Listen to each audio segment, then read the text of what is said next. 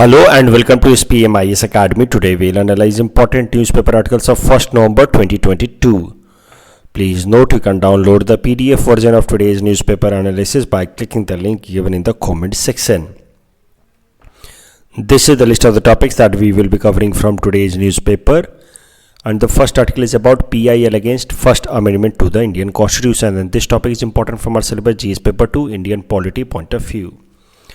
सबसे पहले current news समझते हैं। तो सुप्रीम कोर्ट ने PIL एक्सेप्ट किए हैं regarding first amendment to the Indian constitution. तो ये जो PIL फाइल किया गया है it has been against the first amendment to the Indian constitution. इसका मानना है कि जो पहला फर्स्ट अमेंडमेंट किया गया था इंडियन कॉन्स्टिट्यूशन में that is against the idea of the basic structure of the Indian Constitution. Basic structure doctrine, I hope you all know, was given in Kesav Nand Bharti case of 1973. तो सबसे पहले ज़रा समझते हैं about the first amendment to the Indian Constitution that was brought in 1951. तो हमारे संविधान के इम्प्लीमेंट करने के या इनैक्ट करने के एक साल के बाद ही ये फर्स्ट अमेंडमेंट कर दिया गया हमारे संविधान में। तो जो पहला अमेंडमेंट था फर्स्ट अमेंडमेंट एक्ट, इसकी मदद से कई सारे आर्टिकल्स में बदलाव लाए गए in the Indian constitution. Article 15, 19, 85, 87, 174, 176, 341, 342, 372 and 376. These many articles were changed as a result of First Amendment Act to the Indian Constitution. Article 15 की बात की जाए, जो इम्पोर्टेंट चेंजेस थे उनको एक एक बार देखते हैं। आर्टिकल 15 की बात की जाए तो section 4 was added that empowered the state to make a special provision for the advancement of socially and economically backward classes. ये लाया गया आर्टिकल 15 में बदलाव करके। उसके अलावा article 31A and 31B add किया गया, जिसकी मदद से राइट टू प्रॉपर्टी में कुछ एक्सेप्शंस लाए जा सकते थे। मतलब right to property was guaranteed under article 31, तो earlier it was a constitutional और a fundamental right guaranteed under article 31। बाद में इसको वहाँ से हटा करके आर्टिकल 300 में डाल दिया गया। So now right to property is not a fundamental right, it is just a constitutional right. But उस टाइम में तो right to property was a fundamental right. But as a result of first amendment article 31A was also added, which provided for saving of some laws that provided for acquisition of estates and etc. मतलब right to property में कुछ exceptions add किए गए with help of article 31A. Article 31B was added. With article 31B, 9th schedule was added, which provided provision for some laws that could be protected from any judicial review in case of land reforms and other laws. तो मैं एक बार simplify कर देता हूँ एक बार फिर से जो भी चीज़ें मैंने अभी तक बताई हैं। हाल फिलहाल में सुप्रीम कोर्ट के अंदर सुप्रीम कोर्ट ने अलाउ किया है एक PIL को, जिसके मदद से जो फर्स्ट अमेंडमेंट किया गया था संविधान में उसको चैलेंज किया गया है।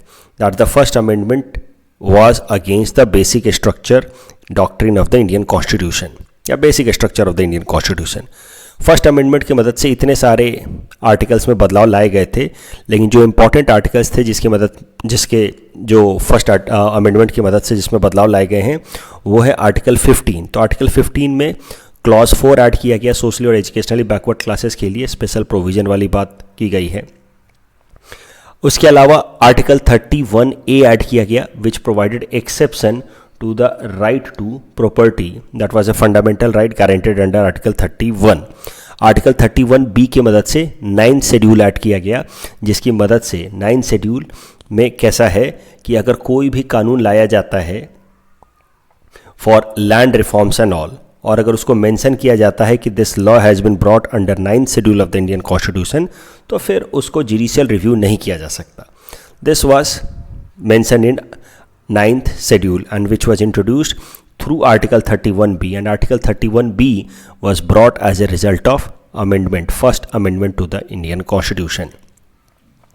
लेकिन ये जो मौजूदा PIL हैं जिसके बारे में हम चर्चा कर रहे हैं, this is basically revolving around article 19, जिसके बेसिस पे ये PIL फाइल किया गया है।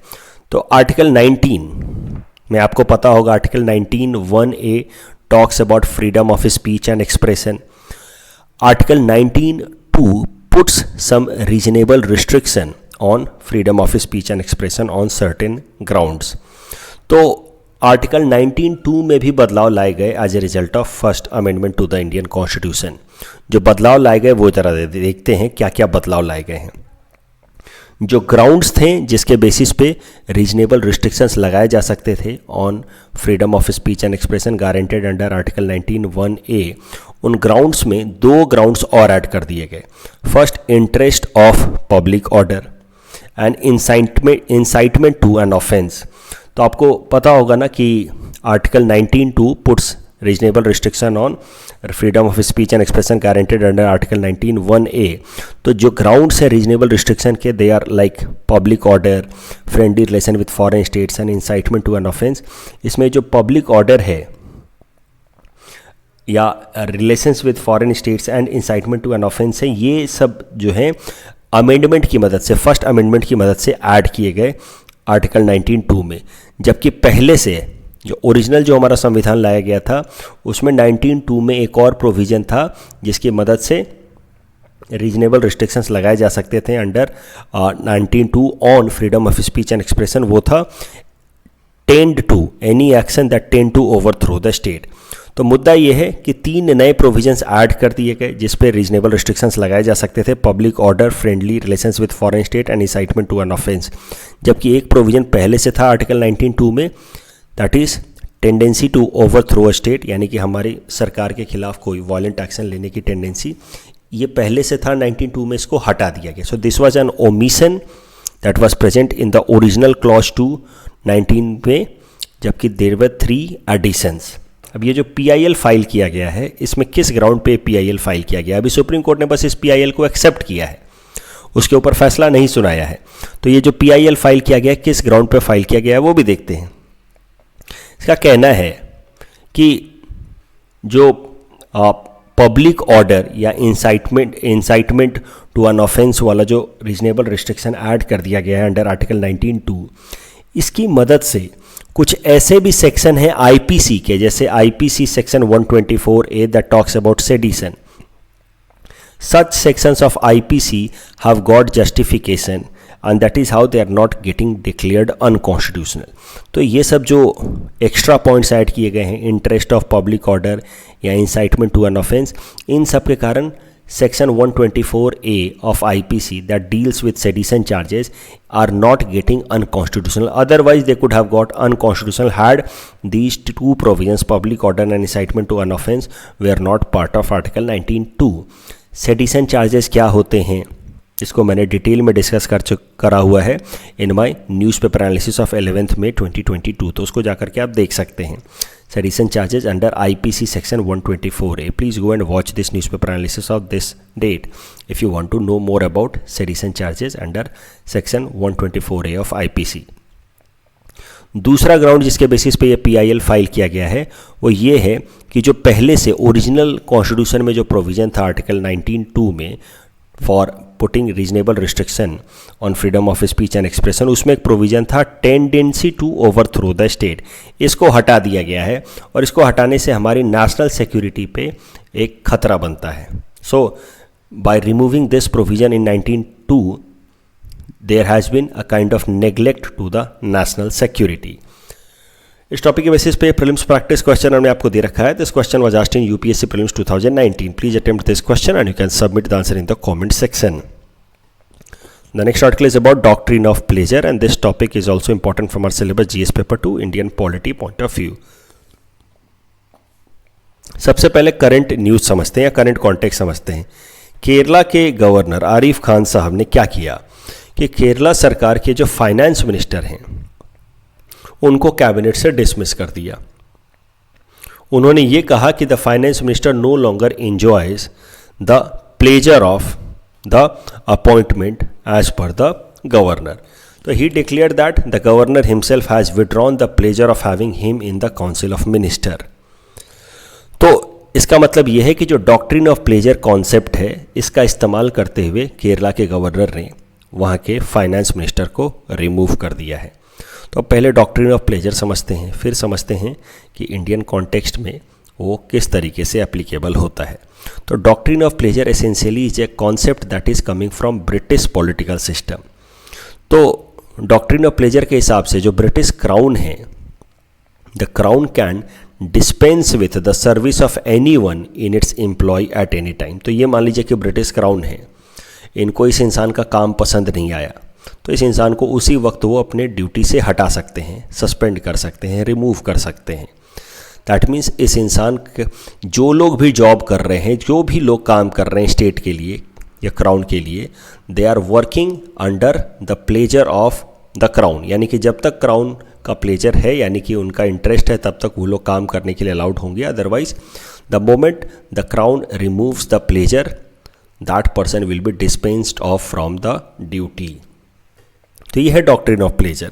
डॉक्ट्रिन ऑफ प्लेजर आप शब्द इंडियन कॉन्स्टिट्यूशन में भी देखते होंगे कि council of ministers will act under the pleasure of the president, या फिर in the case of union government, या फिर governor in the case of state government. तो डॉक्ट्रिन ऑफ प्लेजर कौन कौन से आर्टिकल में है हमारे संविधान में मेंशन, उनको एक एक करके देखते हैं। Article 310 of the Indian constitution says every person in the defence और civil service of the union holds the office during the pleasure of the president. तो यानी कि प्रेसिडेंट जब तक चाहते हैं तब तक हर इंसान जो डिफेंस या सिविल सर्विसेज में है वो अपने पोस्ट को होल्ड करेगा। आप देखते हैं ना, अगर आपकी यूपीएससी में सिलेक्शन हो जाती है, आपको आईएएस मिलता है, तो आपको appointment letter will come that would be signed by the president of India, right. बहुत बड़ी बात है ये कि every member of the civil services in the states hold the office during the pleasure of the governor. तो अगर आपको ACS मिलता है तो your appointment letter will be signed by the governor. तो देख करके तो यही लगता है कि जिस तरीके से British crown did hold the doctrine of pleasure, similarly the president and the governor holds doctrine of pleasure with respect to every employ in the union and state government respectively. लेकिन article 164 of the Indian Constitution says कि Chief Minister is appointed by the Governor and other ministers are appointed by the Governor on CM's advice. It also adds that the ministers hold office during the pleasure of the Governor. तो देख करके लगता है कि doctrine of pleasure is applicable in the state as well, where the ministers will hold their position as long as the Governor has the pleasure of having them. लेकिन supreme court ने Shamsher Singh versus state of Punjab case में साफ साफ कहा कि यहाँ पे जो डॉक्ट्रिन ऑफ प्लेजर कॉन्सेप्ट इस्तेमाल किया गया है, this is not exactly in the sense it was used in the British system. देखिए यहाँ पे जो डॉक्ट्रिन ऑफ प्लेजर शब्द का इस्तेमाल किया गया है, इसमें गवर्नर जो है सीएम को अपॉइंट करेंगे और सीएम के कहने पे बाकी सारे जो स्टेट लेवल के मिनिस्टर्स हैं वो अपॉइंट किए जाएंगे। तो यहाँ पे जो बाकी के स्टेट के मिनिस्टर्स हैं, they will hold office as per the pleasure of the CM, not the governor himself. जो वो बात अलग है कि संविधान में लिखा है कि they will hold office as per the pleasure of the governor, लेकिन Shamsher Singh versus state of Punjab case में सुप्रीम कोर्ट ने क्लैरिफाई किया कि भाई जो डेमोक्रेटिकली इलेक्टेड सरकार हैं, जिनके पास मेजॉरिटी है लेजिस्लेटिव असेंबली में, उन्हीं पार्टी के तो सरकार बनेगी। अब गवर्नर उनको अपने प्लेजर के हिसाब से रिमूव नहीं कर सकते। तो भले लिखा है कि the ministers will hold the office as long as they enjoy the pleasure of being there of the governor, लेकिन रियल सेंस में इसका मायने ये होगा कि जिनको जिनको चीफ मिनिस्टर चाहेंगे वो लोग स्टेट कैबिनेट में बने रहेंगे, यानी कि the state cabinet will hold their position as per the pleasure of the chief minister, not the governor. So इस तरीके से सुप्रीम कोर्ट ने इस मैटर को क्लैरिफाई किया कि यहाँ पे जो डॉक्ट्रिन ऑफ प्लेजर लिखा है that should not be taken in literal sense. यहाँ पे doctrine of pleasure is written in the name of governor, but since governor acts on aid and advice of council of minister and council of minister is headed by chief minister, तो literally the council of ministers will hold office on the pleasure of the chief minister, not the governor. So in short you can say the governor of an Indian state cannot remove a minister on his own. Technically जो इस case में केरला के governor ने किया है, वहाँ के finance minister को रिमूव करके but taking away his doctrine of pleasure, is against the judgment given by supreme court in Shamsher Singh versus state of Punjab. Technically it is also against the constitutional spirit of our constitution or democratic spirit of our constitution. The next article is about dolphins returning to Ganga, and this article is important from our syllabus GS paper 3 environment point of view. तो news छोटा सा ही है कि जो dolphins हैं उनकी population लगभग गंगा नदी में ख़त्म हो गई थी, लेकिन नमामि गंगे प्रोग्राम के कारण गंगा नदी का रिवर वाटर का जो क्वालिटी है वो फिर से इम्प्रूव होने लगा है, and that is why now dolphins have started to return to this Gangetic river. तो they have started to come back to Ganga. अब हाल फिलहाल में माना जा रहा है कि लगभग 600 के आसपास डॉल्फिन्स जो हैं वो गंगा रिवर में हैं। गैंजेटिक डॉल्फिन्स के बारे में ज़रा देखते हैं। तो the Gangetic river dolphins are found in Ganga, मेघना and Brahmaputra river system across countries like India, Nepal and Bangladesh. The Gangetic river dolphin is also India's national aquatic animal. It is also popularly known as suhu.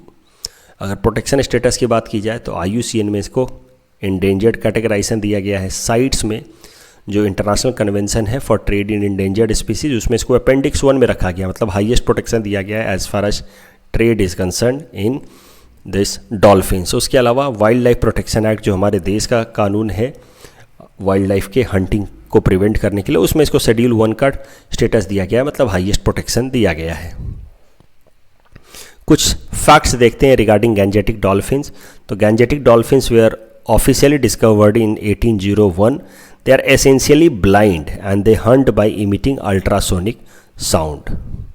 So blind, पूरी तरह से blind नहीं है, in fact they have very weak eyesight and that is why they can not differentiate between light and dark. तो बहुत हद तक उनकी आई साइट कमज़ोर होती है, and that is how basically they depend on ultrasonic sounds for hunting, जिसको eco location कहते हैं। Calves have chocolate brown at birth and they have grey brown smooth hairless skin as adults. Females are longer than males and give birth once every 2 to 3 years. Gangetic dolphins को India का national aquatic animal declare किया गया था in the year 2009। Threats क्या क्या है Gangetic dolphin को, इसको सर्वाइवल पे क्या क्या खतरा है? तो construction of dams and barrages, increasing pollution in the river have been mainly threats to Gangetic dolphins. और जो डॉल्फिन्स हैं या कोई भी एक्वेटिक जो या मरीन लाइफ होता है या मरीन ऑर्गेनिजम्स होते हैं, they are basically indicator of river health या रिवर इकोसिस्टम। तो डॉल्फिन का पॉपुलेशन कम होना in the Gangetic river in North India was an indicator of declining poor health और declining health of Ganga river. लेकिन हाल फिलहाल में जैसे ही फिर से वहाँ पर डॉल्फिन्स की पॉपुलेशन रिकवर हो रही है, वी कैन सेफली प्रेज्यूम कि फिर से गंगा रिवर का जो रिवर क्वालिटी है वो इम्प्रूव हो रहा है। Let us also see some steps that have been taken by the government for conservation of dolphins population.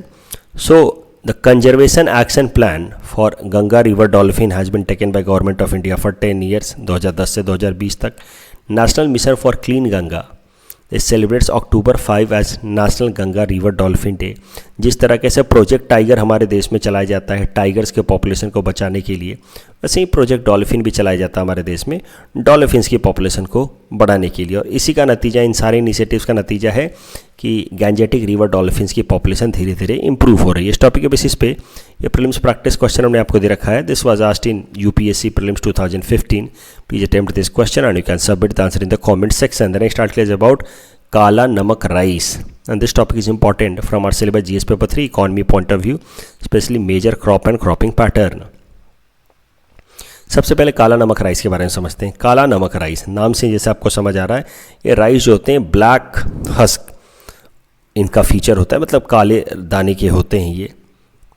They have strong fragrance और इसका कल्चरल या हिस्टोरिकल सिग्निफिकेंस भी है। माना जाता है कि लॉर्ड बुद्धा ने इस काले राइस की जो सीड्स हैं वो श्रावस्ती के लोगों को गिफ्ट किया था when he visited Shravasti region of Uttar Pradesh after attaining enlightenment. आज के टाइम में ये जो ब्लैक राइस हैं ये कम से कम 11 डिस्ट्रिक्ट्स में of the Terai region of Uttar Pradesh and Nepal में उगाए जाते हैं। ब्लैक राइस को of Shravasti, black rice of Shravasti has got GI tag as well. ये जो GI एप्लीकेशन दिया गया ब्लैक राइस ऑफ श्रावस्ती के लिए, उसमें यह भी लिखा गया था कि lord Buddha himself gifted this Kala Namak paddy to the people of Shravasti, ताकि ये जो काला नमक राइस है इसमें काफ़ी अच्छा फ्रैग्रेंस रहता है, तो जीआई टैग जो मिला है उसमें लिखा गया है उस एप्लीकेशन में कि लॉर्ड बुद्धा ने इस राइस को श्रावस्ती के लोगों को गिफ्ट किया था ताकि इसकी फ्रेगरेंस की मदद से श्रावस्ती के लोग लॉर्ड बुद्धा को आने वाले टाइम में याद रखें। करेंट न्यूज़ ये है कि ये जो ब्लैक राइस है या काला नमक राइस है, इसका एक हाइब्रिड वर्जन डेवलप किया गया है। हाइब्रिड वर्जन इसलिए डेवलप किया गया है क्योंकि जो ओरिजिनल काला नमक राइस है इसमें कई सारी समस्याएं देखी जा रही थी, प्रॉब्लम्स देखी जा रही थी। ये जो ओरिजिनल काला नमक राइस थे, इनकी जो क्रॉप्स की हाइट बहुत ज़्यादा हुआ करती थी और बहुत ज़्यादा हाइट होने के कारण जब ऊपर दाने लगते थे, ग्रेन्स लगते थे, तो ग्रेन्स झुक जाते थे और झुक करके बहुत बार ये जो क्रॉप का जो स्टेम है ये टूट जाता था और दाने जो हैं ज़मीन पे बिखर जाते थे। इसलिए ईल्ड काफ़ी कम हो रहा था या प्रोडक्शन काफ़ी कम हो रहा था in the traditional Kala Namak rice. उसके अलावा these traditional Kala Namak rice were also being attacked by bacterial diseases. तो अलग अलग तरह के बैक्टीरियल डिजीजेस भी हो रहे थे इन काला नमक राइस को। तो फिर किया क्या गया कि काला नमक राइस को का हाइब्रिड वर्जन डेवलप किया गया with some high yielding variety of rice. तो high yielding variety of rice वही राइस हैं जिनको ग्रीन रिवॉल्यूशन का टाइम में इस्तेमाल किया गया था, जिनकी मदद से कम हाइट वाले राइस क्रॉप्स उगाए जाते हैं। जिस कम हाइट वाले राइस क्रॉप्स का फ़ायदा ये होता है कि वो हवाओं के कारण टूटते नहीं हैं, झुकते नहीं हैं, उस कारण से उनका ग्रेन्स बर्बाद नहीं होता है। तो किया क्या गया है कि ये जो काला नमक राइस है इसको हाई यील्डिंग वैरायटी यानी कि कम हाइट वाले और हाई यील्ड वाले राइस के साथ क्रॉस ब्रीडिंग कराई गई है और क्रॉस ब्रीड करा करके जो नया वैरायटी डेवलप किया गया है काला नमक राइस का, उसको बोला जा रहा है ड्वार्फ वैराइटीज़ या छोटे हाइट के वैराइटीज़। और इनको टेक्निकल नाम दिया गया है पूसा नरेंद्र काला नमक 1638 एंड 1652। जो नरेंद्र नाम दिया गया है ये नरेंद्र मोदी जी हमारे प्रधानमंत्री जी के नाम के आगे नहीं दिया गया है, ध्यान रखिएगा। ये नाम दिया गया है इंस्टीट्यूट आचार्य नरेंद्र देव यूनिवर्सिटी के नाम के पीछे, क्योंकि इसी यूनिवर्सिटी में ये रिसर्च कराए गए जिसमें ये हाइब्रिड मॉडल को या हाइब्रिड ब्रीड को डेवलप किया गया है। ये जो नया ब्रीड डेवलप किया गया है काला नमक राइस का, दैट इज़ ड्वार्फ वैरायटी, इसका और ज़्यादा बेहतर एरोमा होगा या इसके अंदर फ्रेगरेंस और भी अच्छे होंगे, इसका न्यूट्रिशनल कैरेक्टरिस्टिक और भी बेहतर होगा, प्रोडक्टिविटी भी काफ़ी बढ़ जाएगी 4.5 to 5 tons per hectare as compared to 2.5 tons in traditional Kala Namak rice. The next article is about Morbi bridge that has collapsed recently in Gujarat. ये जो आर्टिकल है ये प्रीलिम्स पर्सपेक्टिव से इंपॉर्टेंट है, प्रीलिम्स में इससे रिलेटेड कुछ सवाल पूछे जा सकते हैं। उसके अलावा मैन मेड डिजास्टर्स में आप इसका जिक्र कर सकते हैं कि कैसे पैंडेमिक के बाद जगह जगह पे लोग जो हैं भारी संख्या में निकल रहे हैं टूरिस्ट प्लेसेस पे और उस कारण से मैन इंड्यूस्ड डिजास्टर्स बढ़ते जा रहे हैं हाल फिलहाल में। तो क्या हुआ पहले ये देखिए गुजरात के कच्छ रीजन में एक छोटी सी नदी बहती है माछू रिवर। माछू रिवर लगभग 130 किलोमीटर लंबी है जो माडला हिल से स्टार्ट होती है और रन कच्छ में जाकर के खो जाती है। इस माछू रिवर के ऊपर, ये माछू रिवर है, इसके ऊपर एक ब्रिज है। ब्रिज को कहा जा रहा है मोरबी ब्रिज, नाम दिया गया है क्योंकि मोरबी रीजन में ये गुजरात के लोकेटेड है। This Morbi bridge was a suspension bridge, मतलब जो झूलते हुए सस्पेंशन ब्रिज आपने देखे होंगे जगह जगहों पे। ये सस्पेंशन ब्रिज टूट गया बिकॉज ऑफ हेवी ओवरलोड, जिसमें 134 लोग नदी में डूब करके मर गए। काफ़ी अनफॉर्चुनेट इंसिडेंट हुआ है। मोरबी जो जगह है गुजरात के अंदर, it is very famous for ceramic industry. The district is dotted by several hundred of ceramic producing factories and 70% of India ceramics are produced in Morbi. ये है खासियत इस मोरबी जगह की।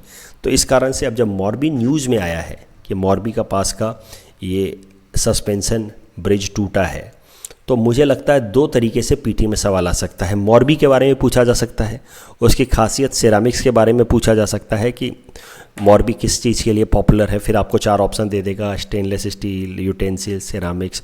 तो सेरामिक्स विल बी आंसर। इसके अलावा आपसे माछू रिवर के बारे में पूछा जा सकता है कि कौन से स्टेट में लोकेटेड है। Correct answer is of course Gujarat. कल जो हमने आपको प्रैक्टिस क्वेश्चन दिया था उसका आंसर देख लेते हैं। जीसीसी में कौन सा मेंबर कंट्री नहीं है? Correct answer is Iran. That's all from our side for today. Thanks for watching.